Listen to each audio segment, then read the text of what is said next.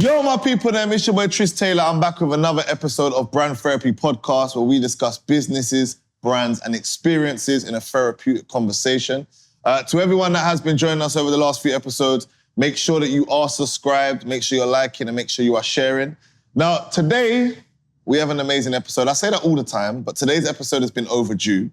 And it's perfect timing, all timing in the right time. As those who follow me will know, in the last few weeks, few months, I've been speaking heavily on my social media about sales. For those who aren't aware of my platform, aren't aware of my page, high ticket sales is my background. So to sit down with a top tier salesman who has broken records and is an absolute legend in the office and out of the office, but we'll save that one for later. I am here with my brother, Conor Mckay. My guy. Is it going, mate? You good? Listen, first and foremost, this is going to be very informal. Because as I say, Conor's a friend of mine, but someone that I usually see when we're a little bit intoxicated. But we're going to keep that one off the record for today. Firstly, thanks for joining me, bro. You're welcome, mate. Long overdue. Yeah, definitely overdue. And I think, like I said, the timing's perfect because you are a top-tier salesman. You're someone who's broken records. And you're someone that, like, even when I first moved to Dubai, like, I heard about you. I knew what you was doing. And I think the first thing that really got my attention, because today I was thinking about what it would have been, was... At the time, your page was open. I think it's open again now, right? Yeah. And I was looking through your page. This was before the record. And you had some captions that were focused on ABC, always be closing, and certain sales tactics and training that only those who really understand sales would speak on, yeah? And if I'm being honest and I'm cutting the crap, like, I always had, and this is in the UK, I always had a bit of a judgment towards real estate because coming from, like, I was in high ticket sales for high net worth investors and it was hard selling, yeah? And very difficult and it was just thorough training. And I used to look at like real estate agencies in the UK and I used to think, oh, you guys are like softer sellers, yeah? And I used to think you don't have to go through the training, like it's all rollovers, you know what I mean? Your clients come in, they want the property, you don't have to convince, you don't have to persuade. So when I started seeing those captions, I was kind of like, this guy's a bit switched on. And then I started seeing you post certain books and certain things, which is speaking my language. So that's where I first paid attention. Then obviously we connected with a few mutual friends, started like bumping into each other in Dubai and stuff. And then, yeah, I think obviously when you broke the records, it was kind of like, I know everyone was on you. That was like the moment where it was kind of like brought to everyone's attention, which was very clever, which we'll get onto. But from there, I thought, you know what? I would love to find out more about the mind. Not just, oh, what was it like selling this most expensive? For those who don't know, he sold the most expensive villa in Dubai. Yeah, have I worded that correctly? Yeah. Correct, yeah. Most expensive villa ever in Dubai. Ever. It has been surpassed. Oh, it has now, yeah? It has been surpassed. Okay. However, I have been involved in the one which has been surpassed. Oh, amazing. Can't speak too much about it. Yeah. I was involved in it somehow, so... Sick. Okay, cool. Either way, it's still there. Yeah. So you broke a record, and we'll get into that. But before we get into that, I want to more so get into the mind behind it, yeah? Because I always tell people, study success. And it's not by accident you're here, bro. Like, this wasn't just the first... Everyone might only know about this, but you've been hammering at it for a while. Look, it has been 6 years of hard grafting, work. You know, everything might look all glitz and glams. It might look easy. It might look that everything comes to you. Yeah. It's not the case. Fact. You know, nothing in life comes to you. Yeah. You've got to go out and you've got to get it. And that's ultimately, you know, not that I was given a choice, but I gave myself the choice. You know, going home is not an option. Yeah, I love that. It's not an option. Yeah. I would be too embarrassed of myself to say, having a leaving party when I was younger, to be back after a year, to be back after a few months, 2 years, it's not happening. When did you leave? So obviously, for those who can't tell by the accent, you're from Ireland. Correct, yeah. When did you leave Ireland? Like, talk us through that process and what made you leave as well? Well, look, I've been in sales since I've been no age, really, to be honest, whether it's been, you know, selling things in school. When I say selling things in school, I mean, you know, Lucozades, chocolates. I had a few people working for me. I then opened up. In school, yeah, you got to hustle, isn't it? And then I just I love making money. I just love doing a deal. I like to shake people's hands and to know that I've done a deal. Yeah. I went on to, obviously, I opened up a golf store through eBay. You know, I went on to selling cars. And then ultimately when I was selling cars for this company, I was getting told off because I was too eager. They had a sales guy in there who worked for 12 years, older guy, happy with £2,000 a month, happy to go back to his family and that. Yeah. I'm thinking to myself, the hell, this is not my life. It's not what I want. I started watching a TV program, $1 Million Listing. Yeah. With Now, who, by the way, I'm very, very close friends with, and we do business together, which is good. Which is sick that And that was something you very, watched. very exciting is happening soon. So, You gonna tell us? Or? well, I'm not saying nothing. All right, cool. But you know. So of course. that's how I got into it. Ultimately, was watching that, I thought to myself, look, if these guys can do it, I can do it. Surely it's not that hard. Well, I can tell you something. It's not easy. Yeah. Which I'm glad you say, because another reason I really want to talk to you, and you saw it in some of my Cut the Crap content. Like everyone, especially in the UK, thinks I'm gonna move to Dubai and I'm gonna just do real estate. Like everyone just thinks. Listen, I've seen hundreds of people. Like I'm not joking. I've seen hundreds of people come and go. I can imagine the amount of DMs I get. Yeah, I can imagine. Of advice and that, and I reply to. I'm not saying I reply to all of them, but I reply to them now and again. Yeah. And then I follow them. I see they're out every single night of the week when they've just came here. Yeah. 2 months later, they're home. Yeah, 100%. Why waste your time, energy, take the time to message someone asking for advice, go do the direct opposite and go home? Yeah. So what is that advice? What is that like? So firstly, did you have this job already here when you moved here? I did, but I mean, listen, it wasn't easy. Yeah. I was 19 years of age, just turned 19. One sec. Tell them to turn off that music, please, bro. Go on. Sorry, Conor. Yeah, go on, bro. Yeah, 19 years of age. I mean, I kind of really had to grind to get a job because I had 3 people turn me down. 3 companies turned me down. I was too young. Oh, you can't go out. Yeah. What do you mean I can't go out? I'm not coming here to go out and party straight away. Yeah. I'm not coming here for that. Yeah. I can't rent a car. Can't rent a car because I'm too young. Got to be 21, have the license. And, people just thought the directors of this company just thought, nah, because there was no one in real estate that age. Yeah. Nobody in the country, did it at my age. And they just thought, no, it's impossible. You're not going to do it. So basically, I told one company, I says, look, I've got another offer. I didn't have another offer. I told them I got another offer. I says, look, I will book my flights on this interview right here, right now, if you give me the job. Yeah. I says, look, we'll call you back in 20 minutes. I remember, I will not forget this day. This snow was horrible. Really, really, really, really, really bad day. Signal was bad. They called me back at 20 minutes and says, yeah, we'll give you the job. I says, boom. I says, here's the confirmation. I'm gone. Yeah. Virgin was flying to Dubai at that time from London. Oh my day, that's the year. So So what year was it? I think I had £1,000 in my bank account. I spent 750 on it on the flight. That was it. And there was no base, no salary? Or no salary, 100% commission. And yeah, I signed the job offer with them and I came out on the 2nd of February 2017. Shit. Moved to Dubai the 2nd of February 2017. I started in the office 5th of February 2017. So just for those who don't know anything about you, at the moment you're 24, 25?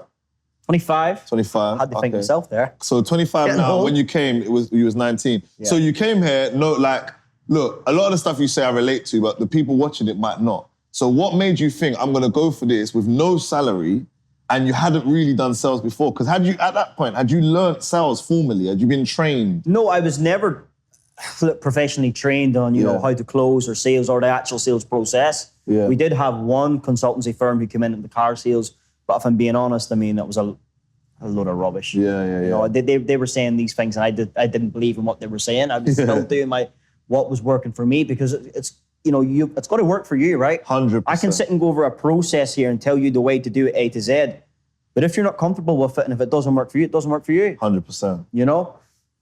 So to answer your question, no, I haven't. But the one thing I did have was belief. Yeah. I believed in myself. I knew that, look, I'm not might not be the most talented or the gifted at it, but if I can work harder than anyone else, if I can stay in the office longer than anyone else and actually use that time correctly, then I know it's going to pay dividends in the long run. 100%.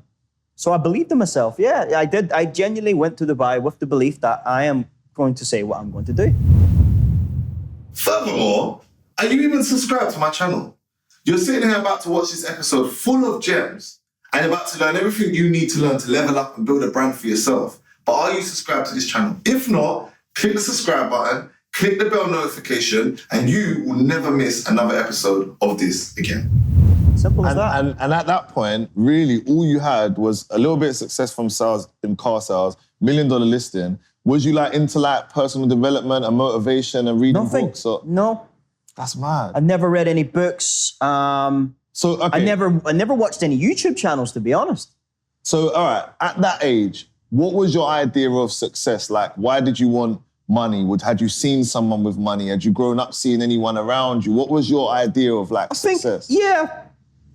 Parts of my family, very wealthy. Not my actual family, but you know, cousins, aunties, and uncles, whatnot. And obviously, I was quite close to one of my cousins who happened to be quite, you know, wealthy. And I guess I wanted to be like him. I wanted that. You know, I wanted that side of the life. Obviously, watch $1 million listing, see them pull up in the Rolls Royces, seeing $500,000 commission coming up, $1.3 million commission come up, watches, cars. A lot of materialistic things, which now, I mean, it's nice to have, but are not the, you know, not everything in life is materialistic now, but obviously at the start you see it, that's what you want, right? That's what gets you So that was a driving point, and I guess. So, all right, cool. So you came here, like literally no salary, which I think is sick, especially in 2017. And just for anyone who doesn't know, like, I personally think, I'm sure you'd agree, the best sales roles have no salary. Like a lot of people that are coming, and I've spoken to people that are struggling in Dubai and they ask for advice and they're looking for roles with basic wages. For me, I haven't had a salary since I was about 16 years old working in WH Smith's. And I think that's what's made me the man I am, because I know that we're like lions, innit? What we fetch is what we eat. And if we don't fetch, we just don't eat, which I think is some of the best mentalities to have.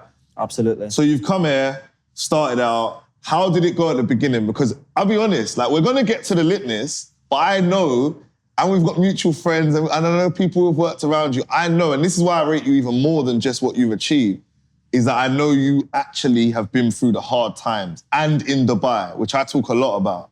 So let's talk about that. How was it when you first got here? Stress.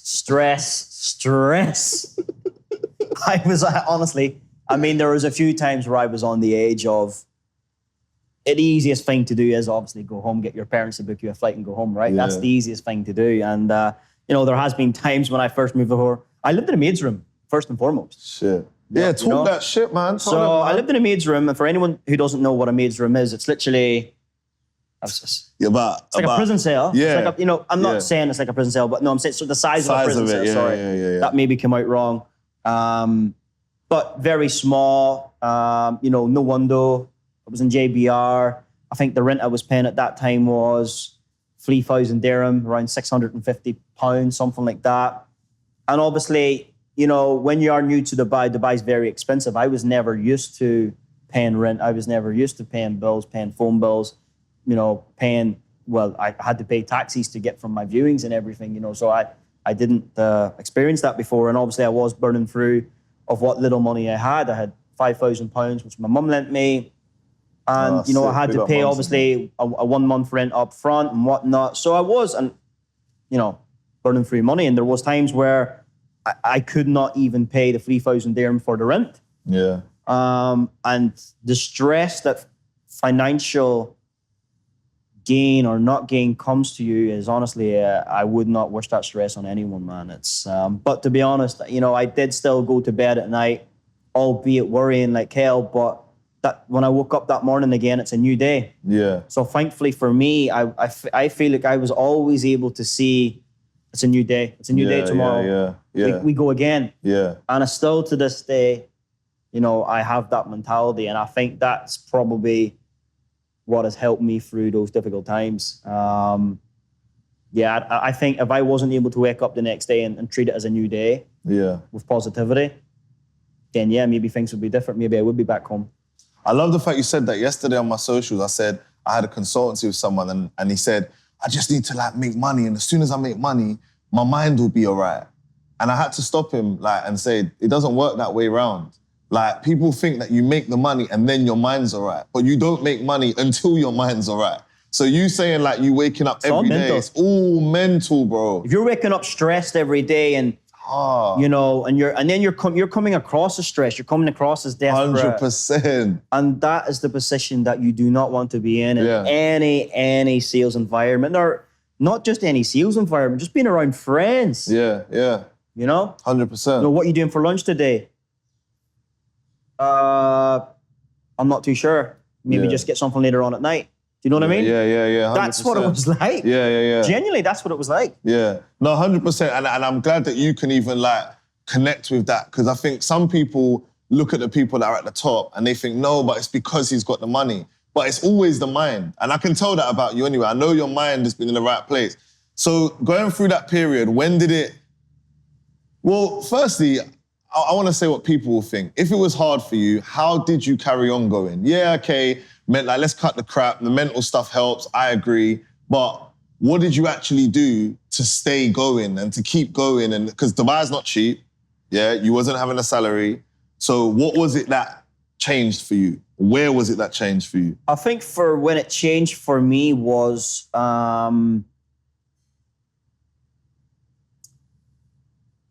I started to read a book, actually. The only one book I've actually finished in my life. Yeah. Well, no, that's a lie. I finished 2 books. One was Holes and bloody primary school. I wanted the same book every time because when they asked me questions, I knew it. Yeah. And I watched the movie as well. I remember. We used to study it and shit in school. So, but anyway, I read this book by a really successful agent called Frederick Eklund, a $1 million list in New York. And I used to read it on the... I had to get the, what do you call it? It's not the Metro. Metro. No. What's the other thing called? I don't even know, you know. It's really bad. Well, in JBR, you get the little thing, the tram. I had to get the tram to the Metro, to the office. Yeah, so I was reading in the tram and in the Metro. Sorry to cut you. For those who don't know, that's the trenches in Dubai. Like, I know we might be privileged, but that is the trenches in Dubai, bro. Yeah, listen, I didn't even have that little gold card. You know the little gold card you got? Yeah. I had the little silver one, I had to keep topping up. But I read that book and I just got some sort of literally motivation there and then. But I mean, look, it's very difficult. At the time, I had a girlfriend who was back home. You know, she was my motivation as well. Yeah. At that stage. So obviously speaking to her every day helped. Yeah. But speaking to my directors at the time helped. Within the company, House and House, they helped me a lot. They says, look, something's going to happen. I believe something's going to happen. Yeah. And then I got my first deal. And then it was really a kick. How long did that take to get to the... To be honest, I'm going on as if this took ages. I think I was able to do it within 4 weeks. Sick. Yeah, I think 4 weeks I was able to. But honestly, that 4 weeks was tough. Man. Yeah. Honestly, so really, 4 weeks really from tough. starting the job, you got your first deal? Yeah. Oh, you was all right then. So but it wasn't a lot of money. Okay. It was 7,000 dirham. Oh, okay. You know? Commission, Commission, that's what I got net. The full was £3,000, 14,000 dirham. But I got, at the time, I was on 50% commission, so I got 7,000 in my pocket. Yeah. So, I mean, guess, to answer the question, to get me through it probably was, people back home and reading that book. Yeah.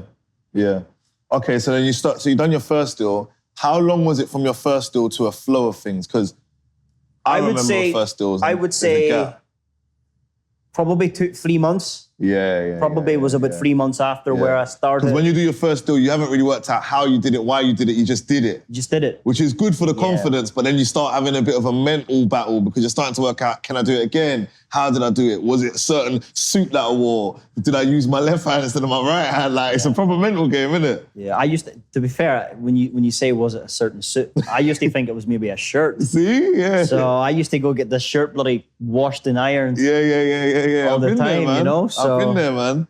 Okay, cool. So then you started getting in the flow of things. Now, in the process of that, was there any, because something I put out a lot, and I want to know if it's something you relate to, is mastering a skill, yeah? Now, for me, when I got into sales, I was 19 as well, actually. And I spent a lot of time, I was quite like you, I didn't have any formal training at first. I just had a natural ability, gifted a gab, as they used to say, and I had good tonality. So then the rest was just brushing up. And then we were trained by some absolute legends who took us to the next level. Did you, and just be honest, if you didn't, you didn't. Was there practicing of your craft? Like, was you trying to get better at sales along the way? And if you was, what was you doing to do that? Yeah, I think definitely episodes of that. when I said earlier I never had watched any YouTube videos before I came out here, when I did come out here, when I did want to get better, yes, I did. Yeah. You know, I did start going into more YouTube sales techniques, how to close better. Yeah. I obviously, it sounds quite cringy now because he's a friend and I deal with him, but, Josh Helpman, $1 Million Listing, I watch a lot of his YouTube videos and things like that there, how to close. You know those cringy parts of the YouTube videos where they stop right in the middle and they start to sell you something? This is that part. If you're building a business or building a brand and you want to understand how to make that profitable or learn how to make money from sales, drop me a message. We can work together and I'll help you smash that goal.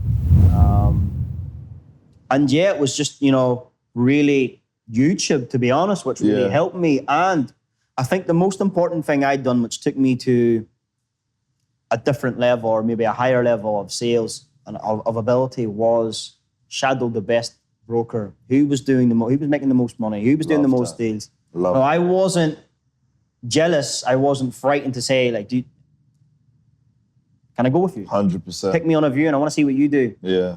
And it wasn't until then when I started to pick up knowledge. Knowledge is key. For me, knowledge is key. Yeah. If you know everything about something, that's the best sales advice, the best sales training I can give is knowledge. Yeah. Learn your product. So I went to the best agent.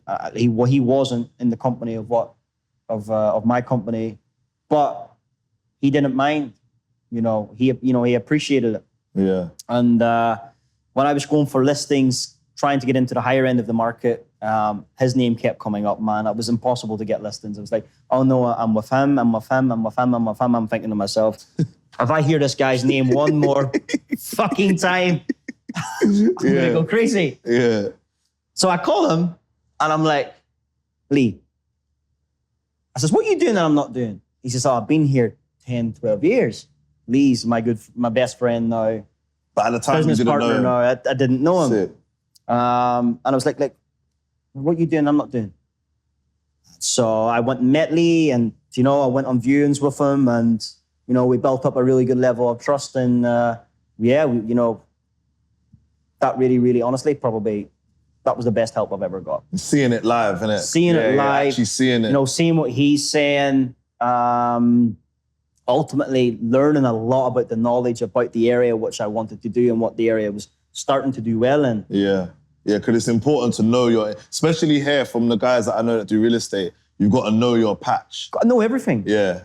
You can't just you can't wing through it. It catches up on you, trust me. Yeah. All right, cool. So now you've gone from there. Where was the first moment, because you've come from humble beginnings, like as far as I know, and big up Mumsy for giving you that loan to even come. That's amazing. Absolutely, as well. And I know you're really close with your mum as well. Wasn't for her, wouldn't be here. Yeah, 100%. So coming from humble beginnings, you would never earn, let's say at this point, you never earned over 5K pounds? Or had you? Not yet, right? Look, I had basically, when I had this golf shop, I made a lot of money, right? Okay. Well, I wasn't able to access it for a while. Okay. And I ended up losing it. Okay. Got you. So what was the most that you had, before this good run, when you come to buy, what was the most you had made? I just want to get a gauge of where you was financially at that point.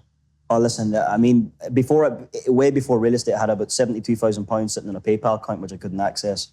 Is it? For different reasons I don't want to talk about today. I'm not going to lie. I know some PayPal issues, man. I'm sure people out there also know some PayPal issues. That was to do with the golf shop online. It was on there. I'll tell you off camera. It's a funny story. All right, cool. But no. But listen, you knew it was there. No more. I knew it was there. But listen, I never got this money. Yeah. So forget that. Forget that. But I had it there at one point. And anyhow, cut a long story short, probably I would say maybe three and a half grand max. Cool. Yeah, it was a paycheck. Cool. And the reason I'm asking that is because, look, for me, I don't come from money, yeah? And the first time that I had seen the person I shadowed earn 20K in a month, my mind was blown. For me, that was what the fuck? In 1 month. And then the first time I made probably 10K was my first mark where I was like, yo, I'm rich, yeah? What was it for you and how did it feel? Talk us through it. How did it go? What was the run up to it? How did it feel? What was the amount as well? I think one amount in real estate, this is when I was doing leasing, but my name maybe started to come up within leasing as in, this guy's doing numbers. I think I made 75,000 dirhams, and I mean, obviously a lot more than that now, but 75,000 was 1 month. Yeah, that's and I remember getting that text. About 18K pounds? Something around that, And I remember getting that Emirates MBD text message that morning. I'm thinking, that's all right. That's all right. I know after that probably was my first resale deal then, 60 grand, 65 grand. Pounds, yeah. Yeah, 280,000 dirham, I think it was. I got net, to me. And then, I suppose, the real one after that was when I sold the villa at 60 million. So those were the... But in between that, you were still making money, In between right? that, I was still making money, but these are highlights, then it was 1.2 million. Yeah. And that was the one where I looked at and I'm thinking... So just to confirm, is that 1.2 million... No, this one was commission? dirhams. This one was dirhams. And that's in commission? That's in commission, yeah. And So just for... 350,000 pounds. 350, and that was off the one deal. This wasn't a record breaker, though? No. This was before then? Yeah. Okay, so... That was, to be honest, that was 3 years ago. 3.5 years ago, 4 years ago, maybe. Cool. Yeah. Now, when people that aren't necessarily making the money they want hear these kind of conversations, it's so easy to just jump in your DMs, I want to do it, and not know more. And my whole thing is about, let's speak more in depth about that. The amount's great. Of course, it's what we go to work for, and we have our goals as well. But how did that genuinely feel in the sense of, was it just excitement? Was it just like, yeah, cool? Or was there a bit of mental battles? What was going on in your life at that time as well? Did you just spunk it? Did you start being smart with your money? Because it's the first big check, right? Nah, spunk it. Cut the crap for them, Conor, man. I knew he was going to tell the truth. Listen, That's why I wanted you on here, bro. I'm all about the truth, I know you are, Lies, I know you are, man. People know too much. People can find out. What's the point, man? Yeah, fact. Sitting lying to someone, Nah, listen, I've spent money very stupidly over the years. Yeah. I've ridiculous amount of money on nights out, stupid things, champagne, friends and watches and whatnot. And I mean... Would you say you've got it out your system now? I'd still like to spend money, yeah. Yeah. But now I like to make money a lot more. Yeah. You know what I mean? Yeah. So, no, I'm a lot more sensible. And would you say, you're a good person to ask this, yeah? Do you think you have to get it out your system? Like, a lot of the younger lot always say to me, like, yeah, but you can say it now because you've been through it. But I think the wisest man learns from someone else. You know what? Listen, I've got a friend, right, who is probably around my age. We're chalk and cheese. Yeah. He's obviously doing very well for himself as well. He doesn't feel like he needs to get out of the system. I felt like I did because, I don't know, maybe maybe it was because I was watching these programs where they all had all the luxuries and I felt like I wanted that as well. Yeah. Maybe it's that. Do I regret doing it? No, because I've learned valuable lessons. Yeah. Do I wish I would have done things differently? Yeah, but I don't regret doing it. Yeah. I don't regret, What was your, give us like your maddest purchase? Just just something that you regret the most. Listen, I think maybe what I regret the most is probably spending about 150,000 on a night out. You love it, innit? Nah. Anyway, no, we're not going to dwell on that. Sorry, a weekend on just drinking. And you know what? Just to explain as well, like the only reason I'm speaking on that is not to highlight it. Like I've been very transparent about spending stupid money on things, and I think it's just good for people to avoid these mistakes, hopefully, and know what it's like as well. Yeah. Because getting money when you come from humble beginnings isn't just, oh, I've got money, great, let me go and buy a house and just invest. And it doesn't work like that, because there's inner workings. You've got to get things out and work through certain traits in you and flaws and insecurities and all these kind of things as well. And I think for some of us, like, you make money, you might not have been a certain guy before. Now the world's at your feet. So of course you're gonna test a few things and try this out and try that out. So at this stage, what was your daily habits? Like, did they change when you got money from when you was building up to the money? Like, what does Conor do outside of work? Are you an early riser? Are you rise when you need? Is it, because I know real estate here is quite flexible, right? What, now or then? Let's go to then first. So then, you know what, I got complacent, I'm not going to lie. When I started making money like that, I got complacent, and that's the worst thing I ever done, because it put me in Not nearly, but well, yeah, nearly the same situation I was in at the start. Yeah. You know, getting lazy. Yeah. You know, going out too much, waking up with hangovers. You know, not doing the work what I should have been doing. I ended up missing out on lots of things, and I really had to not start over again, but I had to literally have a word with myself, take myself away, and come back and, you know, because my mind really wasn't in the right place and time again. And it's happened a few times actually within the 6 years. A few times where, you know, I've made a lot of money, lost a lot of money, stupid things, and maybe my head's not in the right sense of mind because of a relationship or because of something else. Yeah. And then, you know, that plays on it and that struggles and it adds a lot of weight to it as well. Yeah. You know, and you're not motivated and you're just thinking about other things rather than actually working. That's happened a few times in my life. Well, in my career, I suppose, with being out here. Yeah. But yeah, so, you know, I got complacent. Now, obviously, that's not the case. You know, I'm still motivated. I go by you're only as good as your last deal. Yeah, 100%. But I don't wake up 6 o'clock in the morning, 7 o'clock in the morning. Yeah. I wake up 10, go to the gym at 11, and I just do what works for me now.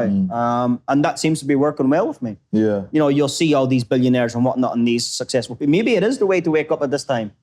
Probably is. But I'm doing what works for me. Yeah. And I'm happy. Yeah, yeah. And I'm in a I good love state that. of mind. I love that. So Sick. So your habits now, would you say you found that balance now between having money, because now you're at a position where you haven't done anything crazy in the last year, like you've been all right, you've been more sensible, should we say. So would you say now you've got a bit of a foundation where hopefully like you don't really think there's gonna be any moments where you start doing crazy stuff or wild stuff? no, not financially again. No. You're focused right now, innit? Yeah, you're in the zone. Yeah. Good. All right, cool. So let's talk about some of the smarter things you've done. 'Cause I just want to highlight, because I know you've also done some smart things. Like, firstly, we referred to the watches. I know you're a watch guy now. Yeah.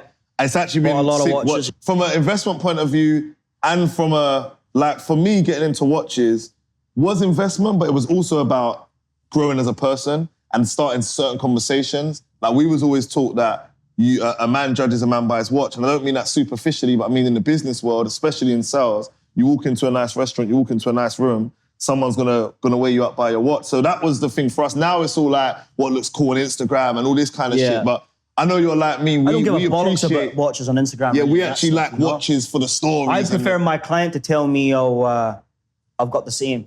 Yeah, know what I mean? yeah, 100%. That goes stronger. Because it's straight away you've got a certain mirroring technique. Yeah, that's a connection. We're into something the same. Yeah, that sparks up a conversation, which leads to another conversation, which leads to another conversation, and God knows who else name comes up on that conversation. 100%. Or my friends get the same. Oh, who's your friend? Where's he at?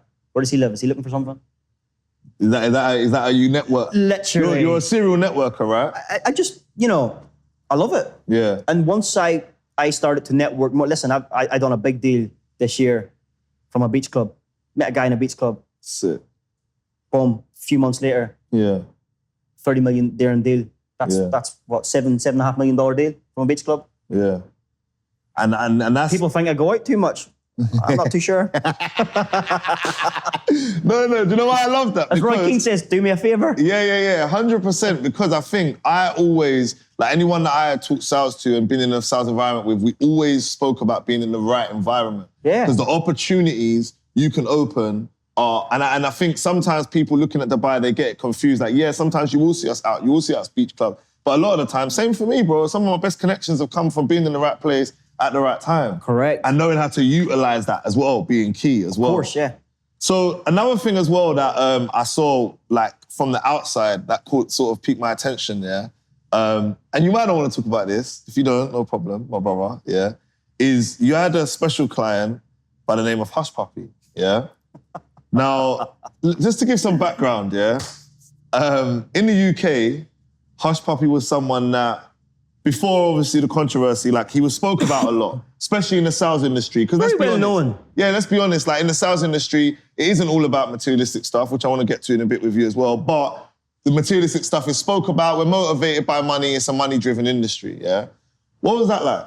How did that start? How did that happen? And is it because it looks like you got an actual relationship, not just business, right? Yeah, no, obviously we got on very well. There was elements of trust there. He came to me through social media, actually. It was through social media, yeah, through Instagram. This is years ago. This is a few years ago. Yeah, right? this is a good few years ago now.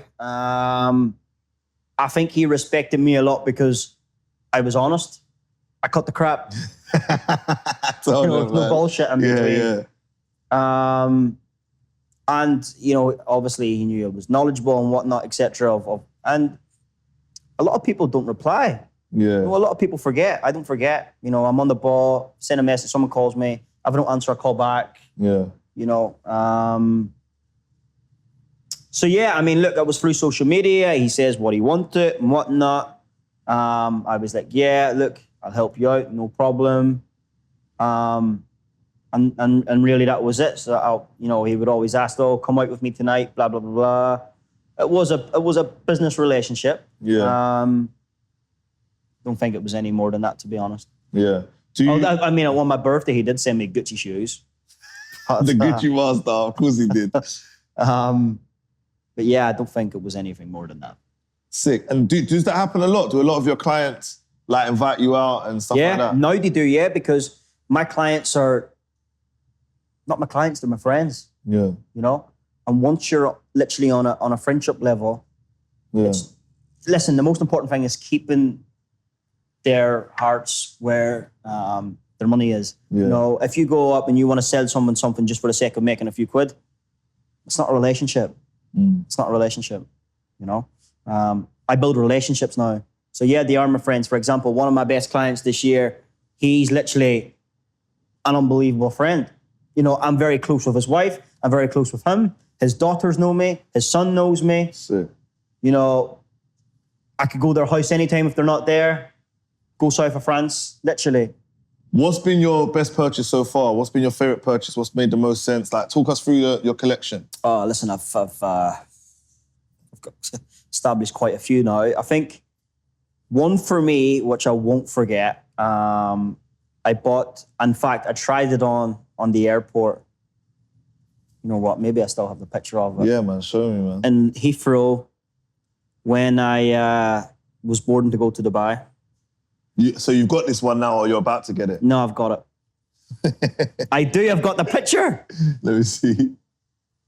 I've got the picture, 2018. Ooh, do you know what's so mad? That's the picture. Yeah. I can't lie. Shout out my friend Charlie. He got this one recently. Beautiful watch. Heathrow Airport. And it's mad you say that. That's how I know you actually appreciate watches, because you've got RMs, and for you, that to be one of your more prouder ones. Yeah, no, listen, that was the one. I seen it. In fact, I seen it on an agent in $1 million, and I thought, nah, I need this. Yeah. Nah, this is absolutely drop dead beautiful. Yeah. And honestly, the day I bought myself that was really genuinely a milestone. Why that one over? Because what's your most expensive one? The RM, I'm assuming, right? Yeah, the RM. Yeah. So why was that one more of a milestone for you? Because how much is that one? Did you pick that one up for? You know what? At them days, it was obviously a lot cheaper than it was now, but I think it still cost me £30,000. So compared to the RM, which was what, maybe about 200, 250? I'm not too sure what it is. What's it worth now? Well, compared to what I got it for to what it's worth, I'm not sure what it's worth now at the moment. But I would definitely say, you know, that one probably meant the most to me, because, as I said, it was a milestone. I tried it on in the Rolex boutique in the Heathrow Airport, so it meant a lot. It meant a lot to me, you know. Oh, when you first moved. When I first moved on the flight on the way over. Sick! I get you. I get you. That was the picture I showed you. Yeah. Oh, so that's the first time that you'd seen it, and then you just recently bought it. I'd seen it online. But then you tried it on your way to actually move into Dubai. Oh yeah, sick. Sorry, 2017. Sick. Now I get it. Yeah. Sick. No, I love that. In fact, it was one of the first pictures of a watch on my whole album. Sick. So yeah. So investment-wise, like, I know we had a conversation last year, and you was like, Trist, man, this metaverse stuff, this Web3 stuff, this ain't for me, man. I stick to what I know, yeah? So I know crypto and that's not really your bag. What, do you stick to properties? Is that the obvious thing? Yeah, stick to property. I mean, look, that's what I know. Bricks and mortar, I still think you can't go wrong. Yeah. Stick to property. What's some of your keys I'm looking for more opportunity. I think it's not the right, for me, honestly, is it the right time to buy? When is the right time to buy? It's obviously got to be when it suits you as well. Yeah. But, you know, I think I'll probably start picking up units again, maybe coming into the summertime. I think might be good, some good opportunities there for developers. Where I want to be is obviously I want to be, you know, ultimately building and selling. Yeah. So within the next year, I think we'll start doing that. What's your ideas on the market in Dubai in the sense of, I see it as like over the next 10 years, this place is just going to get busier, more, like even like from, let's say, Damacakoya to like here, all of that land is going to be covered with properties. Dubai is going to effectively get wider. But what's the market side of things looking like? Look, I think it comes to demand and supply and demand, right? Yeah. So Sheikh Mohammed has this initiative in his head and his plan for Dubai that, you know, he wants, is it 25 million or 50 million tourists a year by 2030. Yeah. And listen, you know, we're coming into 2023, that's 7 years. Where's these people going to live? Yeah. They're going to need spaces. Yeah. And if there's not any, like, communities, master developers coming up, like Dubai Hills, Damak Hills, if there's not as many of them coming up, and by the way, location, that's what real estate, that's what we're in, that's going to have a huge effect on prices because these people are going to need to live somewhere. Yeah. All right? Doesn't mean to say they want to live in the desert. So that's going to drive up prices. So I see steadily growth over the next 4 to 5 years in this country. I think prices are massively undervalued compared to the rest of the world. If you look at, I've just been to LA. Yeah. You know, I've seen property in LA. I've seen property in Nevada, property in New York, through the roof, Paris, Monaco. You know, what can you buy? Singapore, Hong Kong. You know, all these major city hubs, business hubs in the world. And Dubai, you'd say, is best value for money. Dubai is hugely undervalued. Really? Hugely undervalued. I mean, if you look at a graph, I think Bloomberg, maybe it was, who published a document of, you know, the most expensive cities to live in the world. Dubai's sitting 10th or 11th. Really, yeah? What about someone who's moving here? Like, let's say, for example, more on the renting level. I know that's not your game as much anymore, but I know you know what's going on. What's some advice you'd give them? Because a lot of people come here, bro, and it's hard, isn't it? Like, a lot of people come, whether real estate jobs, the ladies in like the beauty industries, or there's loads. I'm not going to just generalize and say everyone comes for that, but we see a lot of people come and go. And like you said, in Dubai, I've been there 2 years, you've been there 6 years. We've seen a lot of people come and go. What are things to avoid if you're moving here from a moving point of view, or generally, just some advice you'd give people moving? I think it's not get stuck up in the Dubai lifestyle. It's so easy just to get sucked up and go out. Yeah. You know, spend your money on alcohol, partying. Honestly, that's my one major advice, literally. And you got to remember what you're coming here for. Are you coming here to better your life? Are you coming here just to post on Instagram to say you're in Dubai? Yeah. Two different things. Yeah. One's going to have an effect on how your outcome is going to be, and the other is going to have an outcome or an effect on how you're portrayed on Instagram. Yeah, yeah. And what about from a property standpoint? Would you say there's an area to look at when you first move that's good, like maybe more cost efficient? What, in terms of living? Yeah, rent-wise. I think, look, you know, if it's someone who's young and you're an outgoing person, I think maybe to keep the costs down is find sharing accommodation where you can share and you can meet and you can interact with other people. I didn't do that. And I think maybe if I did that, maybe it would have helped my confidence a lot better, because I literally kept myself to myself when I moved here. I didn't really get involved with friends or go out or do anything like that. And maybe if I'm not saying go out, but maybe if I interacted maybe a little bit more with other people, maybe that would have helped me a little bit better. Yeah. So I would say, look at shared accommodation, you know, great places to be, Marina, downtown, you know, in around the JBR area. Keep it close to the metro stations, keep it close to, and if you're doing a certain area, try to be close to that area so transporting, you know, getting from A to B there is a lot easier. No, I love that. I think that's important. All right, cool. So look, we all know the big story, the Villa record breaking. I want you to just give us a summary of what that was like, what it felt like when you done that. And then after that, from a brand point of view, I would say online is when you quote unquote blew up, yeah? Because you've done something I said off camera before that I massively salute you for, is you made a lot of money and then you invested in yourself heavily. And I could see it. yeah, from the press standpoint to social media to getting verified on social media to every blog and news channel. You was everywhere. The whole of Everywhere, UK knows yeah. about you now. Like, Yeah, everywhere. I'm assuming LA doors even opened up Correct, for you. yeah. Like, so New York. So this deal, was there anything firstly, or was it just another day in the office for you, this deal? Was it? Nah, this was life-changing. This is life-changing, this deal. Yeah, this... shit. If I look back at, even from 10 years from now, I'll look back and I'll think, yeah, that deal... Why? Just the figure or no? No, look, obviously the figure, obviously the money made from it. And sorry to jump in. Sorry, Conor. What money was made from it? Listen, I've been asked. I've seen you've been avoiding everyone. I've been asked this question so many times, and it's just. All right. I don't want to go rub it in, yeah, but. Okay. No problem. 7 figures. No problem. Over 7. You're my brother. I'm gonna respect your privacy. No problem. All right, cool. So go on, the deal. But listen, I think the most important thing that came from that was my brand. Yes. You know, I've got it on the back of my phone now, my logo and that. Even Sick. small things, you know. Man. I've got my dogs on there as well. There's a few scratches on that. Shout out Ben, I Design Gold. Sick. So cool, yeah. All right, so go on. What was special about this deal? Look, I mean, I remember getting in the car after it was signed and the deposit was paid. Once the deposit's paid, it's done. It's locked in. Getting in the car and I literally just undone my top button, a few buttons, and I was so happy. I just knew that it was going to be a complete game changer because I've told people that, yeah, I'm coming for it. Yeah. You know, I'm coming for it. I've told, I remember a few years back, I told my boss at the time at House and House, I says, yeah, it's going to happen. It is going to happen. What and I believed was, as in the record breaking? The record, yeah. I genuinely believe. So was it for you? Would you say you just wanted to break the record more than, you didn't set a figure, you just wanted to be a record breaker? I just wanted to have the #1 spot. Love that. I didn't want to be second. People don't remember people who second. 100%. And if you just aim to be first and the best at what you're doing, the money just comes anyway because you just want to be the best. Of course it comes.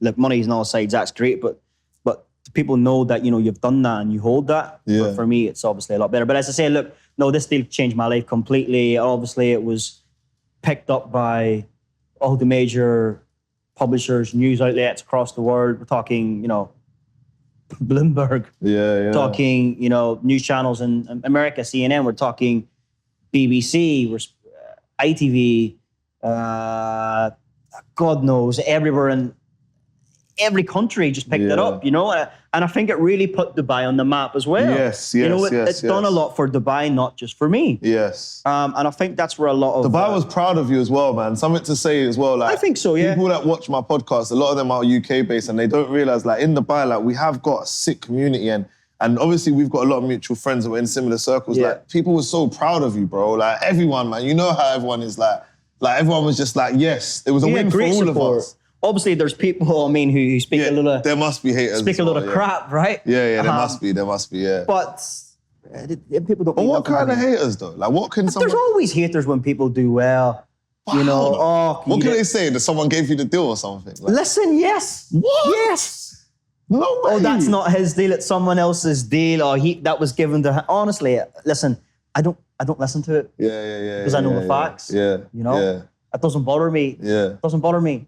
So that's one thing I can say that does not affect me. What other people say, I don't care what people think of me. Big major as long key as my clients, they know who I am, they know what I'm about, they know what I do for them. Nothing else matters to me, But as I said, look, going back to this deal, obviously it put me on the map. A lot of good people knew who I was. I got a lot more business from it, of course. And it really just helped me build my brand. I think, Yes, talk about it, man. You think luxury property in Dubai, my name's going to come up somewhere or another. Yeah, because I think what you've done is your brand was driven based on results. Correct. So you didn't really talk much before. Even now, you don't really talk much. You know what? I actually need to update my Instagram. There's so many deals I've done this year. And there's so much you could probably be doing. About it. Like, what's your outlook on, and I'm genuinely curious, are you going to go down the route of YouTube and personal branding heavily? I know you're there now, but are you going to go down that route? Is that what you're looking to do? I think so, yeah. It's something which I never really done before. I haven't looked at, but I think maybe coming into the new year, we'll probably look at more content driven. Yes. I think content works. 100%. You know, some of my top buyers this year are millennials, young multi-millionaires, billionaires, who, you know, are on their phone. I mean, I've done 4 deals this year. I've sold over 200 million from my phone this year on Instagram. Yeah. Through my property page, Luxury Property Dubai. I've got the best name on there, Luxury Property Dubai. Yeah. No, that's so You know, there's no other hyphens or little underscores. Yeah. It's Luxury Property Dubai. And how important is, like, do you put time into the marketing, the branding? Are you there yet? Or do you, I feel like you do know about all of that. I know about it, but do I put a lot of time and effort into it? Probably not. Not yet, yeah. Yeah, probably not. Probably not. But that's going to be the direction. One of the goals for the new year. Yeah, is to, you know, I think 1 video a week. Sick. So if I can get 52 videos next year, sick. For me, that'll be a goal. Even I'm looking forward to that. What kind of stuff? You're going to sell stuff or what you're actually doing, documenting? I think, probably maybe some sales stuff as well, but obviously properties. Yeah. Market updates, market trends, what's been happening. Prices per square foot, general market update. Sales training built into that as well. I mean, the amount of messages I get now of sales supports and sales training, I think something could come from that. I think I genuinely can help people. Yeah. Because I've been through it. And I've been through it from the bottom. Yeah. So I think I can add a lot of value to that. 100%. But yeah, I think it's something that definitely in the new year, it's one of the goals, which I've already spoke about with someone to capitalize on and definitely go down that route. Sick. Cool. Any other goals for next year? I've got a lot, yes. Bigger and better. Any you can tell us? We go again. Let's break more records. Love that. Let's surpass it. Let's in terms of like commissions, let's do more than what I've done this year. Yeah. In terms of goals for myself, personal goals, I've got a lot of personal goals. You know, kind of be a better person, kind of handle things differently in private life. Yeah. Yeah, a lot of goals. Love that. And they're bigger and better. All right, before we wrap up, I'm about to set you up, yeah? So we've got a mutual friend by the name of Mr. No Days Off. Big shout out to Pete. And Pete told me to ask you something. And I'm stitching him up because he said, don't say I told you, but I'm going to snitch, yeah?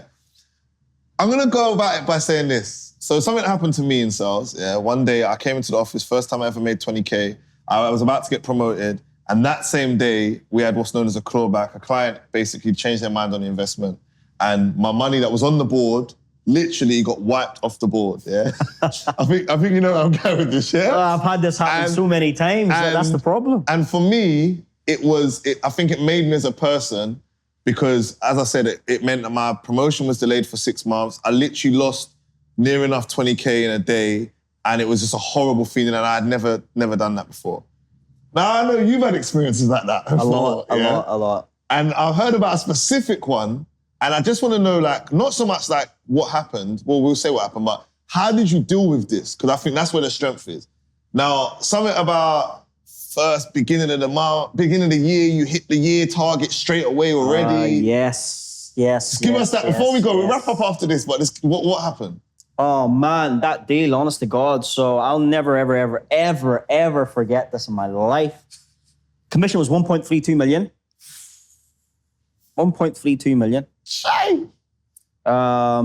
Just for record, I ended up getting the deal done. Oh, you did in the end? No, from someone else. Ages later. Oh, yeah? Ages later. Okay, sick. But anyway, I was in London. Ex-girlfriend actually, in London.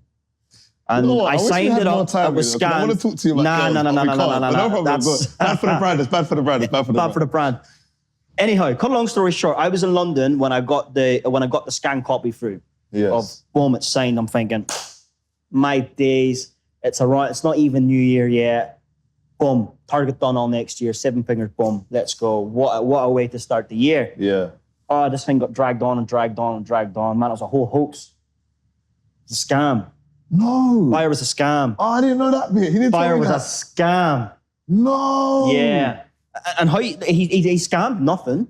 Yeah, he didn't get He just wasted time. He just wasted everyone's time. Oh, we call that a stroker. Stroker. Yeah, we call that a big stroker. Tire kicker, they used to say it in car sales. Yeah. But I signed up everything. I was probably a little bit naive on the way maybe how things I could have probably handled a lot better in terms of actually securing it more. Yeah. Big lesson I learned. Man, that went on for 3 or 4 months. That was the year of lockdown as well, right? Yes. And I heard, again, through the grapevine on these Dubai streets, that year, it was really hard for you. Like, you had money from previous deals, but you weren't making money for quite a long time, right? Yeah, correct, yeah. But you stuck it out and then... Stuck it out, yeah. But during lockdown as well. It was tough, man. No one was really tough, yeah. buying and... No, it was tough. It was honestly, it was tough. It was tough. And that day, I was had a... Listen, I mean, you know, I counting on it's a lot of money, right? Yeah, so you're yeah. thinking, you know, and I had a lot of... Not a lot of money. I did have money, let's be honest. I had money, but I was spending it on the back thinking, oh, I've got this one coming, I've got this one coming. Yeah. You know? That's one thing I don't do now is count on all our days. It's not a profit I don't to the end at all. Ask Mr. No Days Off. He knows me better than anyone at this stage now. Yeah. A deal's not done until I've money's in my bank. Yeah, it's not done. Yeah. Good lesson. And that's the way I look at it now. I don't get excited about signing up deals no more. Yeah. It's not until I'm on my way to the transfer, and even on my way to the transfer office, until I get that check, it's not done. Yeah. Good lesson though. Expensive one, but... Expensive lesson to learn, but honestly, I mean, probably glad it happened. Yeah. Because I genuinely don't count any deals done unless it's done. Sick.